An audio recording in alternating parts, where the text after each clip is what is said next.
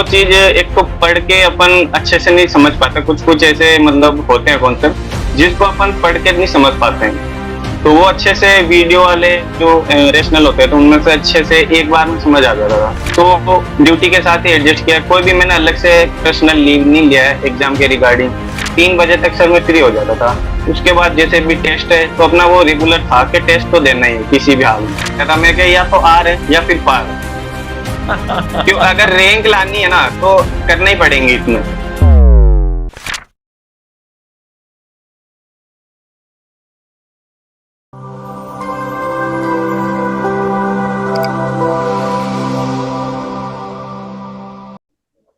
नमस्कार, एक बार फिर से आप सभी साथियों का हार्दिक स्वागत, अभिनंदन टीएनसी के इस ऑनलाइन प्लेटफॉर्म में। और आज हमारे साथ है एक और रैंकर्स, और जो रैंकर्स पे रैंकर्स से हम लगातार इंटरव्यू कर रहे हैं। और आज इसी कड़ी में हमारे साथ है एक बहुत ही शानदार रैंकर। सबसे पहले तो बहुत बहुत बधाई और शुभकामनाएं।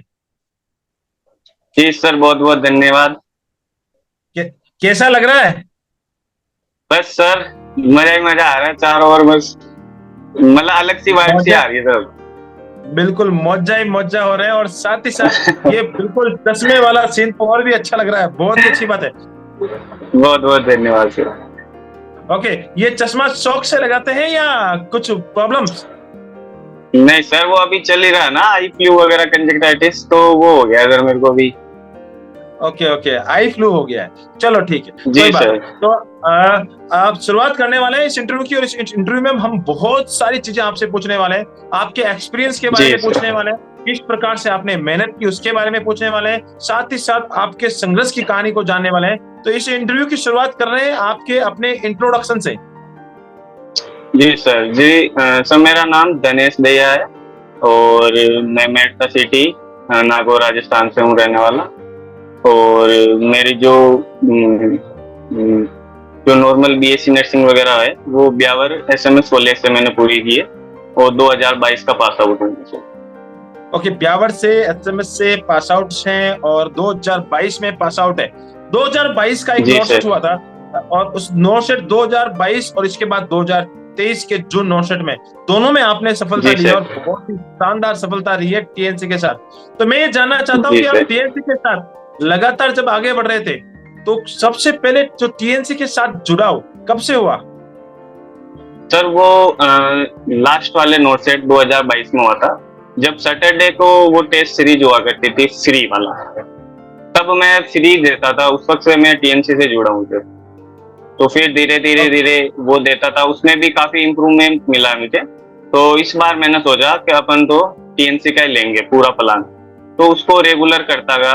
और 2023 में अच्छे से मैंने प्लान लिया है उसको। 2 मंथ जो टेस्ट सीरीज चली अच्छे से उसको मैंने दिया है, हर एक टेस्ट को दिया है, ऐसा एक भी टेस्ट मैंने ड्यू नहीं किया है। तो अच्छे से उसको दिया, अच्छे से अपने कॉन्सेप्ट को उसमें मैंने इम्प्लीमेंट किए हैं। उधर से कॉन्सेप्ट को वापस से गेन किया है, जो कॉन्सेप्ट नहीं आ रहे थे, जो बेसिक नहीं आ रहा था, तो अपना बेस भी मजबूत किया है। प्लस जो कॉन्सेप्ट नहीं आ रहे थे वो मैंने नए सीखे हैं टीएमसी से, तो उनको अच्छे से मैंने जो आप बता रहे कंसेप्ट नए सीखे, वो सबसे ज्यादा आपको वीडियो जो रेशनल होता है, वीडियो एमसीक्यू बेस से आपने सबसे ज्यादा लर्न किया है। तो मैं अभी आपका रिकॉर्ड चेक कर रहा था, तो आपने टेस्ट सीरीज के साथ video MCQ base plan join किया था और उसके साथ लगातार आप चल रहे थे। तो मैं ये जानना चाहता हूँ जो वीडियो जो रेशनल होते थे वीडियो एमसीक्यू बैच में, वो कैसे लगते थे? हाँ सर, वो तो अलग ही चीज थी पूरी। मतलब जो चीज एक तो पढ़ के अपन अच्छे से नहीं समझ पाते, कुछ कुछ ऐसे मतलब होते हैं कॉन्सेप्ट जिसको अपन पढ़ के नहीं समझ पाते हैं, तो वो अच्छे से वीडियो वाले जो रेशनल होते हैं तो उनमें से अच्छे से एक बार में समझ आ जाता था। और वो ज्यादा मेहनत करने का या ज्यादा टाइम कंज्यूमिंग नहीं होता था। जो बात है वो सीधी सर आके सटीक तरीके से सरल तरीके से एक ही बार में समझा देते थे, तो उसका बहुत बड़ा फायदा मिला वीडियो रेशनल का। ओके, जो इस बार सबसे टफेस्ट एग्जाम माना जाता है नॉर्सेट, जो 2023 4.0 is the very very toughest exam, उसमें आपने एक बहुत ही बड़ा आंकड़ा जो ऑल इंडिया रैंक 99 को हासिल किया है। और ये हमेशा हर एक कहता है कि शतक लग जाए, लेकिन इस बार आपने बोला नहीं, शतक से जितना जल्दी आउट हो जाए उतना अच्छा है। हाँ जी सर, ये बहुत ही अच्छी बात है और बहुत ही शानदार बात। मैं ये चाहूंगा कि आपने क्या स्ट्रेटजी यूज की, लगातार आप पढ़ रहे थे और आपने जो तैयारी शुरुआत की थी वो किस स्ट्रेटजी के साथ की थी? स्ट्रेटजी ये था, एक तो रेगुलरिटी थी मेरी। जैसे अभी मैं ड्यूटी टाइमिंग में था, तो ऐसा होता ना कभी ड्यूटी टाइमिंग में तो अपन इन चीजों से रिलैक्स हो जाते हैं, चोरी वगैरह से दूर हो जाते हैं। ठीक है, जो भी चल रहा है ठीक चल रहा है, लेकिन मेरी रेगुलरिटी थी। मैंने थ्योरी भी क्लियर की, उसके साथ पीएनसी के टेस्ट सीरीज में अपने जो भी थे कॉन्सेप्ट वगैरह कंसिस्टेंसी से, रेगुलरिटी से, मतलब टेस्ट सीरीज को अच्छे से मैंने दिया है, तो उसका फायदा मिला डायरेक्ट मुझको। और वो के वो कॉन्सेप्ट वगैरह, वो के वो जो रेशनल वगैरह, उनको अच्छे से याद करके सीधा का सीधा डायरेक्ट एग्जाम में इम्प्लीमेंट किया, तो उसका देखो आप नतीजा मिल ही गया। ओके, बहुत ही अच्छी बात है। जो आपने कंटिन्यूसली जो मेहनत की थी और उसी मेहनत का नतीजा आपको सीधा सीधा यहाँ पे 99 रैंक के रूप में देखने को मिला है। एक बहुत ही बड़ा अचीवमेंट आपने हासिल किया है। मैं ये जानना चाह रहा हूँ कि अभी एक बहुत ही बड़ा क्वेश्चन मैं आपसे पूछ रहा हूँ कि टॉपर्स के क्वेश्चन है कि आप जब एग्जाम देने जी गए सर। थे तो उस एग्जाम जो हॉल में जाने से पहले 1 महीने पहले आप जैसे कि ड्यूटी कर रहे थे, हॉस्पिटल ड्यूटी भी कर रहे थे, साथ साथ पढ़ाई कर रहे थे, तो जी हॉस्पिटल से सर। लीव वगैरह लेंगे या कंटिन्यूटी लीव के ड्यूटी के साथ ही पढ़ते गए? सर ड्यूटी के साथ जैसा टाइम मिल रहा है एडजस्ट करना पड़ता है। वो होता है ना, कभी इवनिंग ड्यूटी, कभी नाइट, तो कभी मॉर्निंग था, तो ड्यूटी के साथ ही एडजस्ट किया। कोई भी मैंने अलग से पर्सनल लीव नहीं लिया है एग्जाम के रिगार्डिंग। एग्जाम से जस्ट जैसे 3 को एग्जाम था, तो मैंने 2 को और एक को लीव लिया था सर सिर्फ, और बाकी एक लगा लीव था लिया था और जैसे। उसके बाद कंटिन्यूसली आप एग्जाम देने चले गए थे? जी सर, जैसे 6 घंटे का ड्यूटी किया, उसके हाथों हाथ जैसे भी मॉर्निंग था तो मैं आ गया मॉर्निंग से फ्री होकर। 3 बजे तक सर मैं फ्री हो जाता था। उसके बाद जैसे भी टेस्ट है तो अपना वो रेगुलर था कि टेस्ट तो देना ही है किसी भी हाल में, भले रात ओके के 11 भी बज जाए, तो वो ओके टेस्ट दिया देता था अच्छे से। गुड। मैं ये बोलूंगा जैसे आप एग्जाम रोजाना टेस्ट देते थे, जब उसमें आपकी जी गलतियां सर। भी होती थी, जब और जी सर। परसेंटेज जो होते थे वो कितने परसेंटेज रहते थे और गलतियां कितनी होती थी? तो शुरू शुरू में तो गलतियां काफी रहती थी, पता नहीं लगता था, कभी कभी क्वेश्चन ही समझ में नहीं आता था। तो फिर धीरे धीरे जैसे जैसे कंसिस्टेंसी रखी, तो धीरे धीरे ऑटोमेटिक ही गलती पकड़ में आने लगी, क्वेश्चन समझ में आने लगे, क्योंकि वो एक रेगुलरिटी हो गई ना, तो मतलब उसकी लैंग्वेज भी ऑटोमेटिक समझ में आने लगी बाद में फिर ऑटोमेटिक। तो धीरे धीरे जैसे नोट सेट आया, तब तक तो काफी मतलब क्वेश्चन प्रैक्टिस भी अच्छी खासी हो गई थी, क्वेश्चन भी अच्छे से समझ में आने लग गए थे, और एक ही बार में आने लग गए थे। फिर तो नहीं तो पहले नई बार तो 2 या 3 बार पढ़ना पड़ता था, ऐसा बिल्कुल सीन था बिल्कुल। पहले। ये अमूमन हर बच्चे के साथ होता है कि पहली बार में जब क्वेश्चन पढ़ते हैं तो समझ में नहीं आता है, और उस क्वेश्चन को फिर से 2 बार 3 बार अच्छे से देखते हैं तो उसका कंसेप्ट भी समझ में आता है और क्वेश्चन क्या कहता है जी। वैसा का वैसा सेम टू सेम एग्जाम में देखने को मिलता है, तो बड़ा मजा आता है और सीधा 6 लगाने का मौका मिलता है। मैं आपसे ये जानना चाहूंगा कि जब एग्जाम हॉल में आप एग्जाम दे रहे थे और उस समय जी सर। एंजाइटी का माहौल था, तो क्या लग रहा था कि हाँ भाई मैं टीएनसी की टेस्ट सीरीज दे रहा हूँ?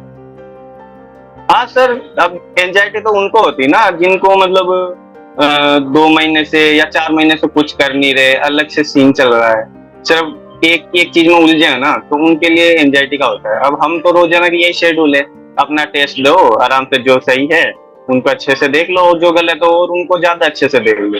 तो वही सीन था सेम टीएनसी का, जैसे लग रहा था जैसे टीएनसी का ही दे रहे अपन तो एग्जाम में, ऐसा सोचा ही नहीं ये नोट सेट का एग्जाम, बस आराम से चिल मार के एकदम पूरा एंजाइटी फ्री हो गए, जैसे घर पे बैठे हो वैसे ही दे रहे थे हम जस्ट। ऐसा फील नहीं हुआ कि हम या एग्जाम हॉल में बैठे हैं या कोई हमको पीछे से देख रहा है या कोई आगे से देख रहा है, देखने दो जो भी देख रहा है, अपन तो दे रहे हैं। बस वही सर रेगुलरिटी का ये फायदा हो गया वहां पर। बिल्कुल बिल्कुल। बहुत ही अच्छी बात है, चिल होके एग्जाम दे दिया है। बहुत ही है जो मोस्ट कॉमन वर्ड्स यूज होता है स्टूडेंट से, चिल होके एग्जाम देके आ जाओ, कुछ नहीं होना है। वैसे ही आपने किया था कि भैया चिल होके जाओ, एग्जाम देके आ जाओ और मस्ती से आ जाओ। तो ये मैं एक चीज और जानना चाहता हूँ कि चिल होके गए थे, आराम से शांति से गए थे, कोई टेंशन नहीं है, कितने क्वेश्चंस अटेम्प्ट करके आए? तो अटेम्प्ट तो मैं काफी करके आया हूँ, 187 करके आया हूँ।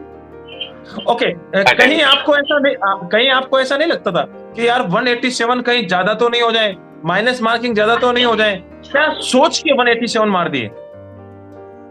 बस सर मैंने वो कह लिया था मैं कि या तो आर है या फिर पार है। क्यों, अगर रैंक लानी है ना तो करना ही पड़ेंगे इतने। फिर ओके तो वही एवरेज हो जाता। बिल्कुल बिल्कुल, और ये बात बिल्कुल फैक्ट बोली, और मैं सारे जितने भी व्यूअर्स हैं उनको बता देना चाहता हूँ कि आप पहले से ही, जब बंदा जॉब में होता है, आप पहले से ही ऋषिकेश एम्स में ड्यूटी कर रहे हैं, तो वहां पे आपको जी सर। बिल्कुल घर के नजदीक जाना था, और घर के नजदीक आपको जोधपुर जाना था। तो जोधपुर के लिए तो सीधा सा एक ही बात है, जितनी ज्यादा प्रैक्टिस, और लास्ट में जो लड़ाई है जी वो आर या पार की लड़ाई होती है, कि भाई या तो आर है या पार है, दोनों में से एक चीज ही होती है, इसलिए आपने इतने हाँ हाँ। क्वेश्चन मार दिए। ओके, जी बहुत सर। ही अच्छी बात है और बहुत ही शानदार आपने स्ट्रेटजी यूज किया। चलो, 187 जब क्वेश्चन अटेंड कर लिए, वापस से जब रिजल्ट आया तो कितने गलत हो गए? सर गलत तो काफी हो गए हैं, 58 के अराउंड गलत हो गए हैं, ओके, मैं क्योंकि ये बहुत जानना चाहता हूँ पेपर कि का टॉपर्स के लेवल भी बहुत इतने था गलत सर। होते हैं? हाँ, टॉपर्स तो हम आप लोगों में से ही निकले हैं ना। मतलब जो ऐसा है ना कि अच्छे से कंसिस्टेंसी से वर्क करेगा, अच्छे से अपने कॉन्सेप्ट को, बेस को अच्छा मजबूत करेगा, तो वो टॉपर्स ऑटोमेटिक बन जाएंगे। और अगर टीएनसी जैसी टेस्ट सीरीज ले ली बंदे ने, तो वो ऑटोमेटिक ही टॉपर है, उसको कहीं भटकने की जरूरत नहीं है। बिल्कुल बिल्कुल, बहुत ही अच्छी बात है और बहुत ही शानदार चीज बताई है। ड्यूटी के साथ सिर्फ ओनली ऑन बुक्स लेके भी जाते थे, या सिर्फ ओनली ऑन टेस्ट सीरीज का और टीएनसी का ही सारा था?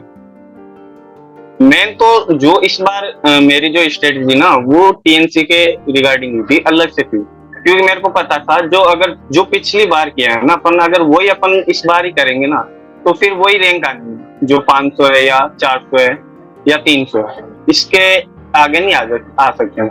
तो फिर मैंने वो तो किया ही है, नोट्स वगैरह तो पढ़ना, थोड़ा रिवाइज करना भी सर बहुत जरूरी है, वरना तो सारा मिस हो ही जाता है पूरा।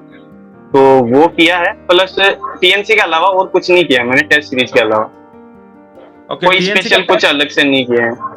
बिल्कुल बिल्कुल, बहुत ही अच्छी बात बताई कि टीएनसी का आपने प्लान ज्वाइन कर लिया, वीडियो एमसीक्यू ले लिया और बस टेस्ट सीरीज ले ली, और ज्यादा से बस। ज्यादा टेस्ट सीरीज प्रैक्टिस हाँ करते गए, और जहां पे लगता था तो वीडियो एमसीक्यू देख लेते थे। ये आपका स्ट्रेटजी रहा, उसके अलावा आपने कुछ नहीं किया। बहुत ही हाँ, अच्छी कोई बात है अलग और से बहुत ही इस बार मैंने कोई अलग से बुक भी प्रिफर नहीं की है, जो भी था मतलब टीएनसी था, मतलब लगभग पूरा का जो पूरा। भी था और टीएनसी था, और टीएनसी के साथ 6 लगा ही दिया। हाँ, बिल्कुल। लगा और दिया जाए। एक चीज मैं आपसे और जानना चाहता हूँ, पेपर का जब भी रिव्यू आता है, इस बार ही नहीं, मैं तो चारों नोट सेट को कंटिन्यूअसली देख रहा हूँ और बहुत सारे एग्जामों को देख रहा हूँ। बच्चे एग्जाम देने के बाद में आके बोलते हैं पेपर बड़ा टफ आया, 2020 में भी बोल रहे थे, 21 में भी बोल रहे थे, 22 में भी बोल रहे थे, और 23 में भी बोल रहे थे, और इस बार रियल में थोड़ा सा टफ था, क्योंकि ये पैरामीटर शो करता है। तो आपको भी लग रहा था कि हाँ यार, पेपर कुछ ज्यादा ही हार्ड आ गया है, इस बार जोधपुर मिलेगा या नहीं?